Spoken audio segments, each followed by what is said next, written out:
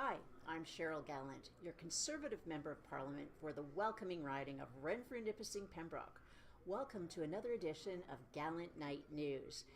This fall has been so busy, this is the first edition we've been able to do in a while. If you don't want to miss out on any news, be sure to visit cherylgallant.com/GNN to subscribe to my e-newsletter. Now, some news. Since the media are giddy over the legalization of cannabis, you may have missed some of what is going on behind the smokescreen. Trudeau has instructed the Minister for Marijuana and Broken Borders to spend your tax dollars on consultations asking Canadians if they think assault weapons should be banned. Assault weapons have been banned in Canada for several decades. Trudeau's father banned them. They are banned. It doesn't matter if you have a license to purchase rifles or restricted license to purchase handguns. No civilian in Canada can buy an assault weapon. They are banned. So why are your tax dollars being used to ask Canadians if they want assault weapons to be banned? The answer is simple: fear. The Trudeau Liberals want Canadians to be afraid. They want you to think that our streets are teeming with automatic weapons. These consultations are just a platform to spread misinformation and scare urban dwellers into voting Liberal. The Liberals are masters at this type of fear-based politics. They want to divide Canadians. They want to pit Canadians who own firearms against Canadians who don't. But we are all taxpayers. The waste of money in asking if we should ban firearms that are already banned should unite all Canadians. Let's come together to tell Trudeau to start respecting the money he takes from us and our intelligence. Canadian consular officials have reached out to imprisoned terror suspects in Syria, including British-Canadian citizen Jack Letts, dubbed Jihadi Jack by the British media, about coming to Canada. Any individual who took up arms against Canada and our allies by joining ISIS should be prosecuted to the full extent of the law. Unfortunately, the Liberals have shown a preference for poetry readings over prosecution. What's worse, the Trudeau Liberals' Justice Bill reduces sentences for traveling overseas to engage in terrorism to as little as a fine.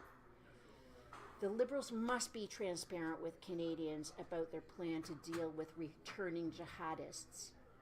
Conservatives have given Liberals the tools they need to hold the jihadists accountable and to protect Canadians. It's shameful that in case after case, they are unwilling to use them. We need a Conservative government to ensure that Canadians are protected from those who would do us harm. Murderer Paul Bernardo had a parole hearing yesterday.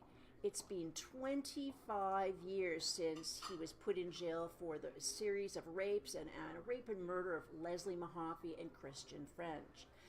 During the previous Conservative government, we passed legislation that required parole eligibility to be stacked for multiple crimes. Had the law been in place earlier, Bernardo's parole hearing would not have come up until 2043. So while we toughen sentences for criminals, the Liberals are trying to water down serious crimes. Even with Bernardo being denied parole under the Trudeau Liberals, how can any reasonable Canadian not worry that he won't end up in a healing lodge? The Liberals are still providing veterans benefits to a cop killer who never served a day in the Canadian Armed Forces. Canadians are losing faith. Child killers in healing lodges, cop killers with veterans benefits, Paul Bernardo up for parole. This Liberal justice culture is toxic. Trudeau's finance minister, Bill Morneau, just double-crossed small businesses. After the backlash to his last tax grab, he promised he would not tax the passive income small businesses had previously earned. He broke that promise. He's coming after every dollar of savings a business might have. Saving up for an expansion, Liberals don't care. Saving for retirement because small business owners don't have public pensions, Liberals don't care. Putting some aside in case a Trudeau recession occurs, Liberals don't care. They want your money. They need your money. They broke their promise on deficits and debts. Spending is spiraling out of control, and they will tax every loose dollar in Canada. This is a direct consequence of Justin Trudeau's failure to control his spending.